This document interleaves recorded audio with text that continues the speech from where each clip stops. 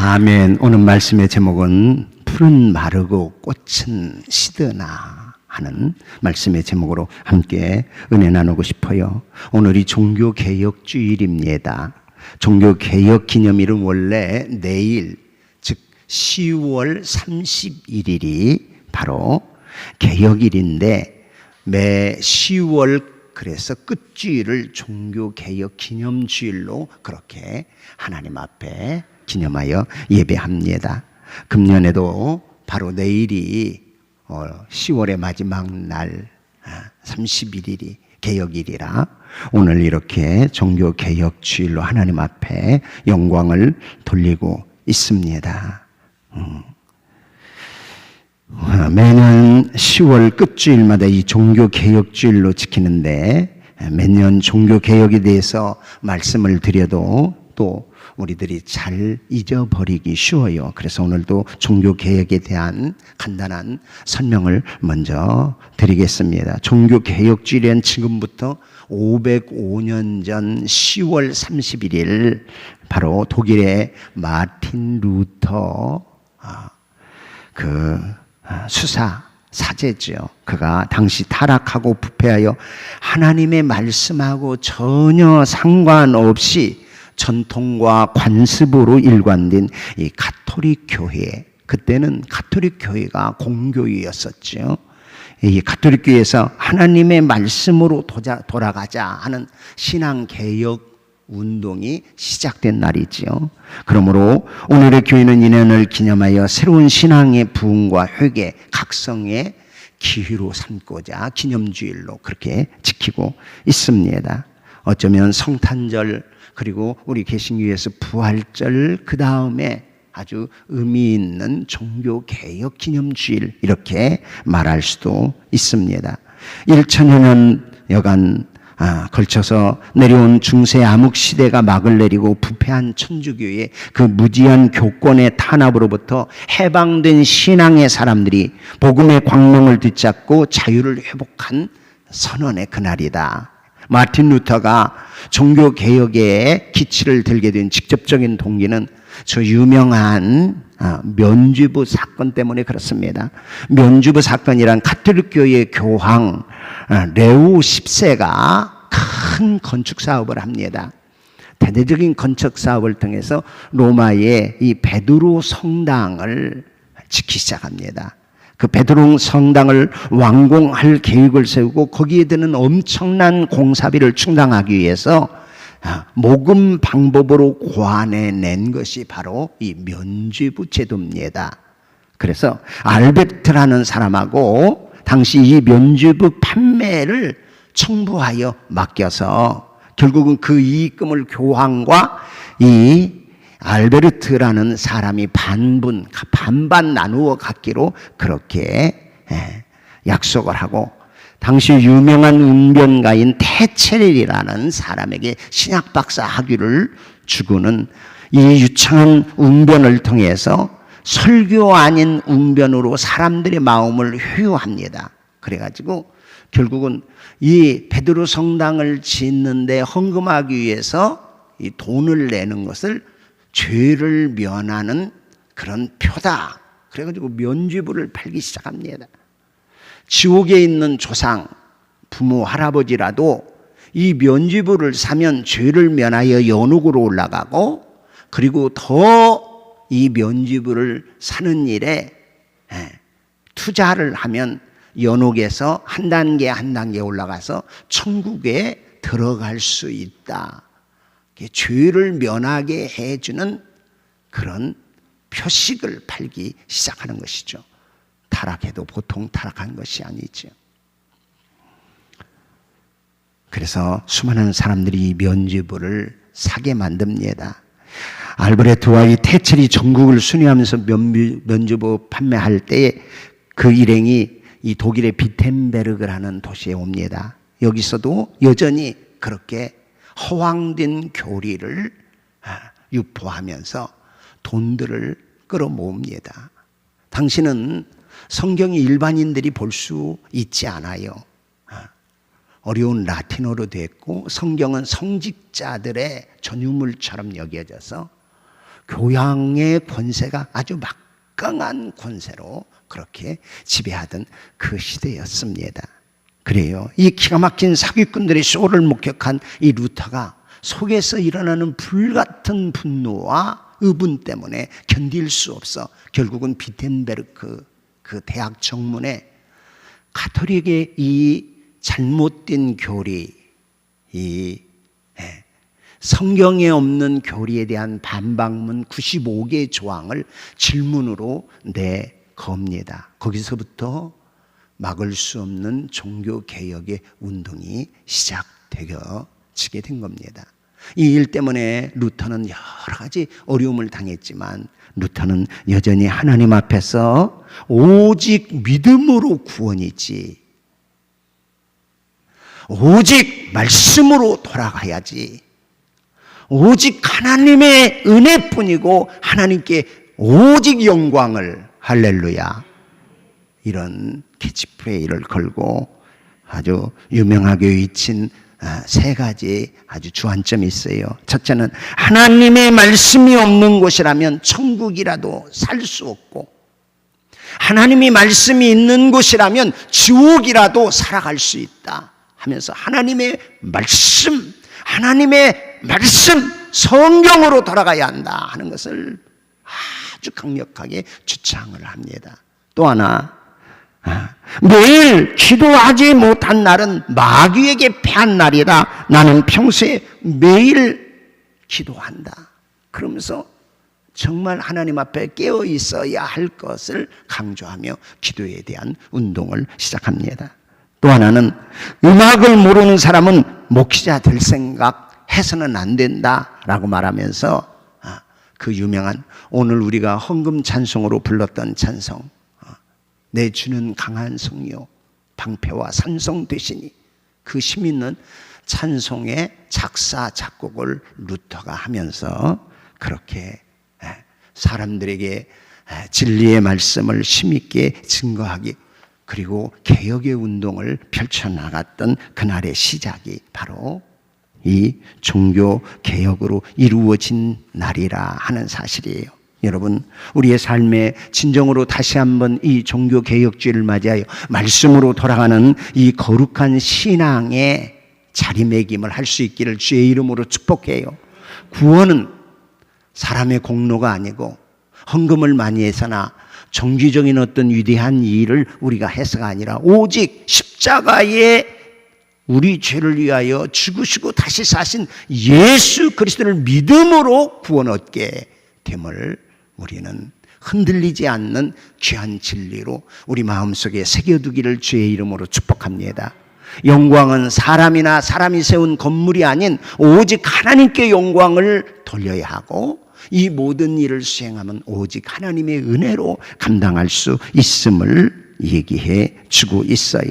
그래서 율법 종교에서 예수 그리스도의 십자가의 종교로, 안식일에서 주일로, 제사에서 예배로, 성전에서 교회로, 제사장에서 특정 종교 지도자가 아닌 만인 제사장으로, 그리고 성전과 사거리에서 여러 사람이 보는 앞에 유선적 기도가 아닌 골방의 기도로, 보이는 구제에서 보이지 않는 사랑의 실천으로 그렇게 참된 신앙을 회복해 나아갈 것을 주창하고, 그리고 그렇게 해서 중세교회의 이 모든 것, 교황무오설, 마리아 숭배설, 성경에 나와 있지 않은 연옥설, 그리고 사제들에게 고해성사하는 것 아니라 우리가 직접 예수 그리스도의 이름으로 하나님 앞에 나아갈 수 있는 이 놀라운 신앙적 진리를 외쳤고, 성경 위에 어떤 것도 권위를 둘 수 없다. 의경, 성경 위에 있는 의경 인정할 수 없고, 성경보다 더 권위를 두는 교황의 교시, 그것이 결코 진리 아니다. 오직 하나님의 말씀만 참 진리임을 선포했고, 신약시대에는 누구나 다 영적인 제사장이다. 남녀노소, 빈부귀천, 지식 유무를 초월하여 누구든지 스스로 그리스도 예수 안에서 하나님 앞에 직접 나아가서 그 그분 앞에 그리스도 예수의 이름으로 기도하면 살아계신 하나님 응답해 주시는 하나님이시다. 할렐루야. 아멘. 우리 어제 그저께 항전직 우리 장로님들, 권사님들, 안수 집사님들과 세미나 하는데 우리는 다 하나님의 은혜로 사는 사람입니다. 우리 직분자들이 바른 가치관, 바른 의식을 가지고 사는 것이 참 중요합니다. 우리 김희태 목사님 강의의 내용 중에 그런 내용 나와요. 어떤 가치관을 가지고 사느냐, 어떤 생각과 의식 속에 우리가 신앙생활하고 교회의 직분을 감당해야 하냐, 모든 것이 다 하나님의 은혜라는 이 사실을 잊지 않고 우리 생각의 기본 바탕으로 가져야 합니다 하고 강조해줘요. 우리 옆 사람 쳐다보면서 다 하나님의 은혜입니다. 시작. 다 하나님. 할렐루야. 다 하나님의 은혜입니다. 아멘. 우리가 직분 받은 것도 하나님의 은혜입니다. 우리가 구원 받은 것도 하나님의 은혜입니다.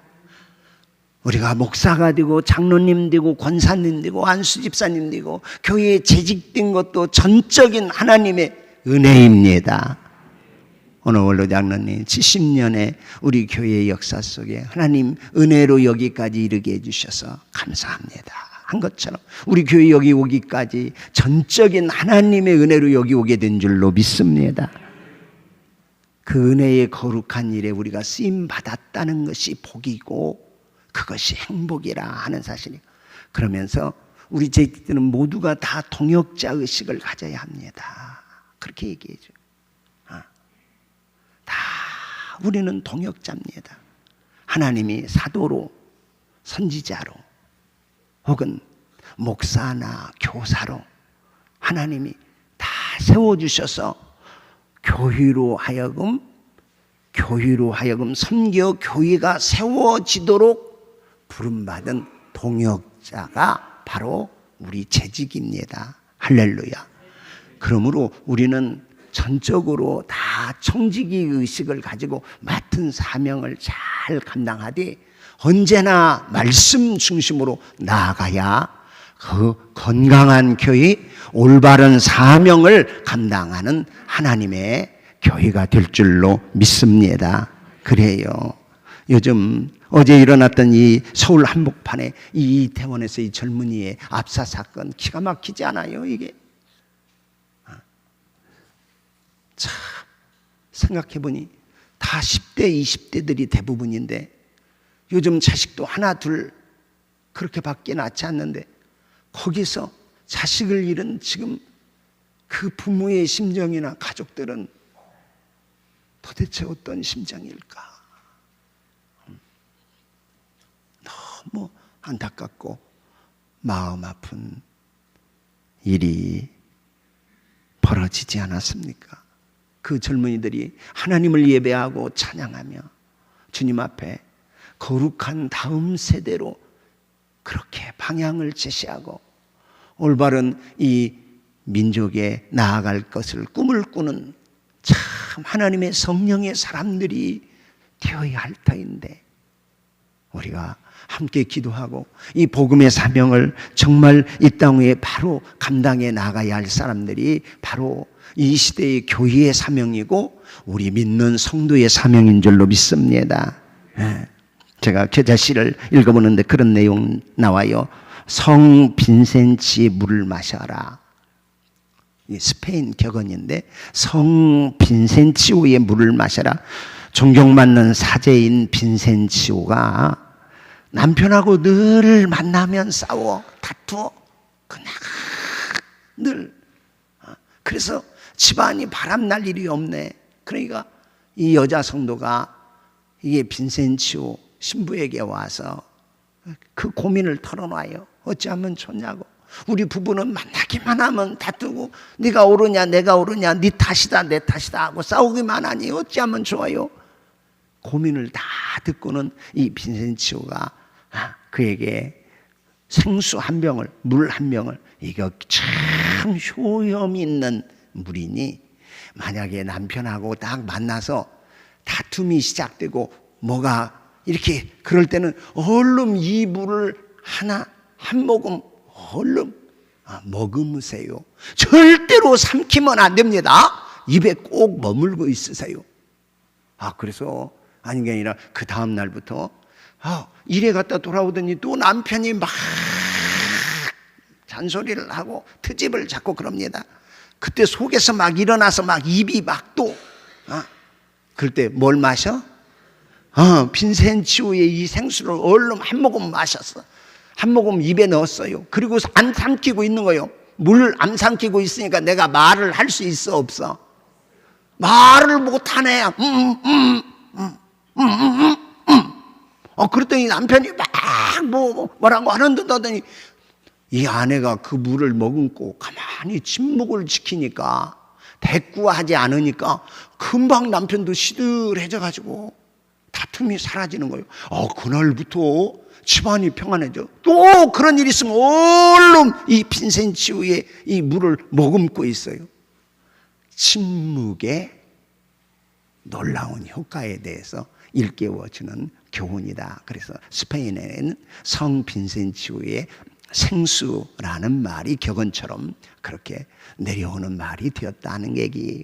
그런데 이렇게 침묵하는 것도 중요하지만 성경에 보니까요, 또 아주 놀랍게 우리로 하여금 입을 열어서 한마디의 말을 하는데 그 말이 얼마나 의미 있고 중요하고 효과적인지, 침묵보다 더 놀라운, 오히려 침묵은 다툼을 그치는데, 침묵은 싸움을 멈추게 하는데, 침묵은 갈등을 멈추게 하는데 그치나, 우리에게 준 언어, 이 말의 능력은 오히려 상처를 치유해 줄 수 있고, 그리고 위로해 줄 수 있고, 그리고 평화를 만들어낼 수 있고, 새 힘을 북돋워 줄 수 있는 능력이 이 말, 언어의 능력 속에 있다 하는 사실을 우리는 잊지 말아야 되겠어요.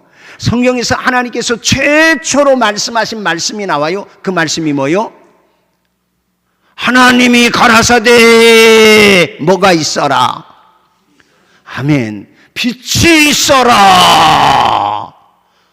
쉬운 세 번역에 보니까요, 빛이 생겨라,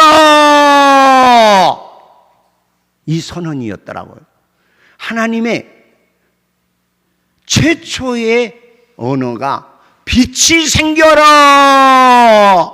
근데 빛이 생겨라 하고 침묵을 깨고 말씀하신 이 하나님의 이 말씀이 있기 전의 상태는 혼돈과 흑암과 무질서예요. 세상이 깜깜하고 무질서하고 혼돈의 그런 세상에 하나님이 드디어 입을 열어 가라사대 말씀하시기를 뭐가 있어라? 빛이 있어라. 이 한마디의 말씀으로 흑암, 혼돈, 무질서가 다 사라지고 질서와 그리고 광명의 새 세계가 확 열려지는 거예요. 여러분, 오늘 또 본문의 이사야 선지자를 통해서 외쳐라, 외쳐라, 외쳐라 하고 말씀하시는 말씀이 지금 계속 나와. 침묵도 아주 중요한 의미가 있지만 오히려 입을 열어 말함으로 혼돈과 흑암과 어두움을 다 물리치고 새로운 질서와 평화와 빛을 만드신 같이 저와 여러분의 입술 속에 하나님의 말씀이 주어져서 그 말씀으로 입을 열어 상처진 자를 치유하고 무너진 것을 다시 세우고, 그리고 참으로 분란과 갈등이 오히려 평화의 역사를 만들어내는 위침이 있기를 예수님의 이름으로 축복합니다. 오늘 이 말씀이에요. 이스라엘 백성들 지금 하나님의 말씀을 저버렸어요. 선지자들 통해서 계속해서 말씀해 주신 말씀이 너희가 내 규례와 율례와 법도와 그리고 이 도를 믿어 순종하면 너희가 번성하고 너희 자녀들이 잘되고 너희 사는 이 예루살렘을 중심으로 한 이 이스라엘이 열방의 제사장 나라가 된다. 내 말에 귀를 기울이고 청종하여 순종하면 너희가 들어가도 복을 받고 나가도 복을 받는다. 성읍에서도 복을 받고 들에서도 복을 받는다. 앉아도 복을 받고 일어나도 복을 받는다. 할렐루야. 뭐 하면? 하나님의 말씀에 순종하면. 이게 모든 하나님의 율법과 법도와 규례의 큰 중심 내용이에요. 근데 그것만이냐? 또 하나 있어요. 너희가 그러나 내 말에 귀를 기울여 청종하지 아니하고 이 말씀을 떠나 불순종하며 너희들 나가도 화, 들어와도 화다.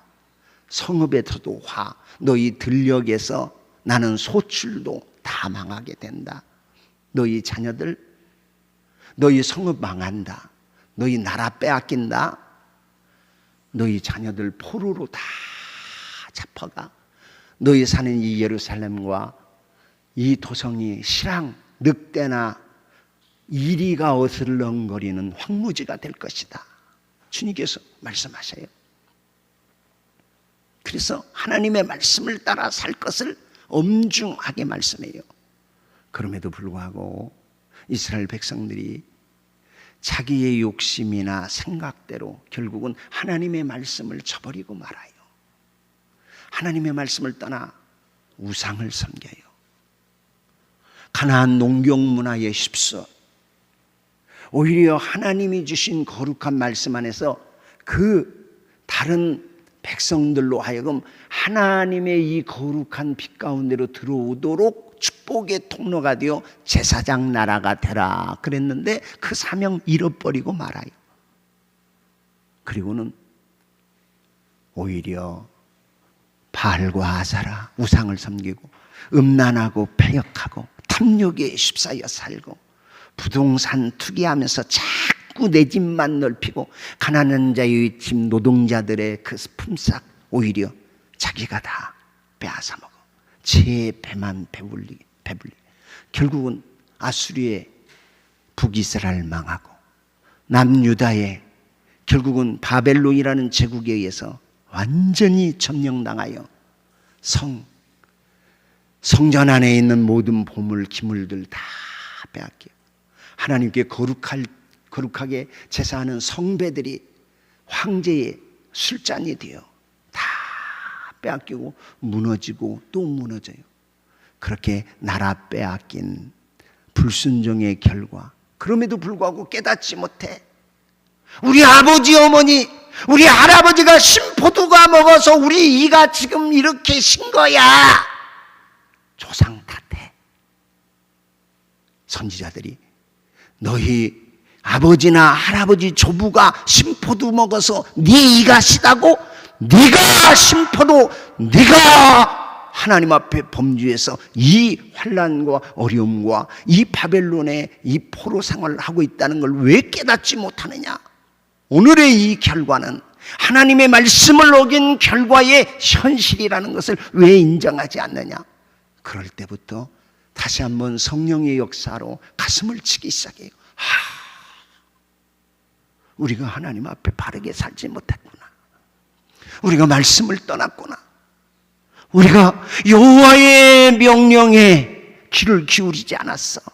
그 말씀에 청종하여 순종하는 삶을 잃어버렸어. 어찌하면 좋습니까? 하고 참여하고 회개하고 뉘우치고 하나님 불쌍히 여겨 주십시오. 하나님 긍휼히 여겨 주십시오. 그러면서 그 허물과 죄를 인정하고 하나님 앞에 참여하며 나아가니 말씀이 새롭게 오기 시작해.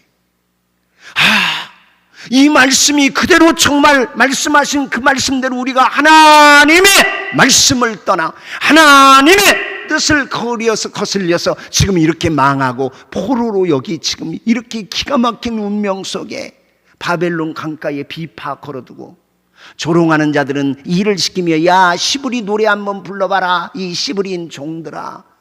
그 조롱 속에 있었던 그 자리에서 눈물을 흘리며 맞습니다. 우리가 하나님 앞에 죄를 지었습니다. 우리의 허물 때문입니다 하고 회개하기 시작하니까 그 말씀이 다시 살아나오는 거예요. 살아나오는 말씀이 뭐예요? 너희가 그런 고토, 그런 포로, 그런 유랑의 삶, 그런 나라 빼앗기고 그런 기가 막힌 너희 자녀들이 그 종의 노예가 되어 있는 그 순간에도 여호와께로 돌아와라. 여호와를 알라. 여호와의 말씀 앞에 돌아오면 내가 다시 너희를 회복하고 내가 다시 너희를 예루살렘에 모으고 내가 다시 너희에게 영광의 나라의 기업을 물려주리라. 할렐루야. 이 말씀이 다시 들려지면서 희망이 생긴 거예요. 이때 절망 속에 여전히 될 대로 되라 하고 절망하는 그때 하나님의 선지자를 보내어 외치라는 겁니다. 외쳐라. 너 외쳐라. 내 백성들에게 뭐라고 외칠까요? 뭐라고 외칠까요? 인생 다 풀이고 그 영광 불의 꽃과 같으니라. 다 시들고 떨어지나 오직 여호와의 말씀은 영원히 서리라. 할렐루야. 오늘 말씀의 내용이 그거예요. 사랑하는 성도 여러분, 우리는 말씀으로 돌아가지 않으면 이 시대에 하나님의 살아계심과 그 약속한 언약의 그 축복의 주인공으로 결코 살 수 없다는 사실을, 우리 인생 풀과 같이 시들어버릴 인생입니다. 우리 인생의 명예, 우리 인생이 가진 부, 우리 인생이 가진 그 어떤 것도 다 풀의 꽃에 불과한 것이라 하고 거듭 지금 말씀해요. 오직 여호와의 말씀만, 좁고 힘들고 어렵고 눈물 나지만 하나님의 말씀을 붙잡고 삶을 살아갈 때에, 그때 오직 말씀으로 돌아가 인간의 공로로 구원받는 것 아니라 그리스도 예수의 그 십자가의 사랑을 아멘 아멘 아멘 하면 오직 의인은 믿음으로 말미암아 산다. 할렐루야. 아멘. 믿음으로 하나님의 은혜로 구원받고 믿음으로 하나님의 은혜로 그 말씀 안에 거할 때 하나님이 하나님의 백성을 다시 회복시키시마 하고 언약하시고 다시 말씀으로 돌아가자 하는 것이, 이것이 바로 개혁신앙이고 이것이 바로 우리가 이 시대에 가져야 할 참 귀한 신앙의 회복이라 하는 사실. 사랑하는 성도 여러분, 말씀을 가까이 하십시오. 이 가을철 읽어야 할 많은 말씀이 있어요. 인문학을 하나님께로 라는 책의 저자인 한재웅 목사님, 그 목사님이 이번에 만났어요. 만나가지고 우리 익산 지역의 극동방송에 특강을 위해서 오셔서 갈릴리 교회 우리 송웅준 목사님 교회에서 강의하면서 인문학은 명답입니다. 그러나 하나님의 말씀이 정답입니다. 인문학이 아무리 뛰어난 명답이라도 정답은 하나님의 말씀에 있습니다. 얼마나 힘주어서 얘기하는지. 우리 사람은 사람을 이해할 때 공감을 느낄 수 있기에 인문학이 꼭 필요합니다. 그래서 참 인문학 여러 책을 많이 읽으십시오. 꼭 필요합니다. 그래야 사람을 이해하고 돌아가는 시세를 알 수 있고, 하나님의 말씀도 그냥 하나님의 말씀이 아니라 사람에게 주신 하나님의 말씀이니 하나님의 말씀을 알고 또 이 말씀이 적용될 사람, 그 사람의 철학과 교육과 교양과 여러 내용들을 펼쳐 보인 이 인문학, 하나님의 선물임에 틀림없습니다. 그러나 인생의 정답은 성경입니다. 할렐루야. 인생의 정답은 하나님의 말씀에 있습니다. 이 가을철에 우리 말씀을 가까이 하는 시간 가져보여. 말씀을 듣는 일에 우리 교회에 소중하게 말씀을 필사하는 그런 귀한 성도들이 있어요. 말씀을 가까이에서 쓰고 말씀을 읽고 듣고 그리고 그 말씀 앞에 아멘 하여 하나님의 은혜 구하고 그 하나님과 동행하여 내 인생이 은혜로 된 인생이구나. 우리의 구원은 오직 예수 그리스도 그분의 십자가의 그 피의 공로로 구원받는다. 나나 너나 다 시드는 불, 우리 육체도 다 결국은 늙어가고 그렇게 영화로웠던 부귀영화도 다 떨어지는 꽃이나 진짜 꽃은 떨어지나 떨어져야 거기 열매, 그 열매 속에 씨가 있고 이 씨야말로 영원히 남을 귀한 생명임을 기억하고 하나님의 말씀으로 우리의 영혼에 살찌고 그 말씀 안에서 믿음 가지고 주의 영광을 위하여 이 시대에 다시 한번 진정한 개혁이 되어지고 회복이 되어지는 신앙의 주인공이 바로 우리 모두, 우리 교회, 우리 한국교회이기를 주 예수 그리스도의 이름으로 축원합니다. 기도하시죠.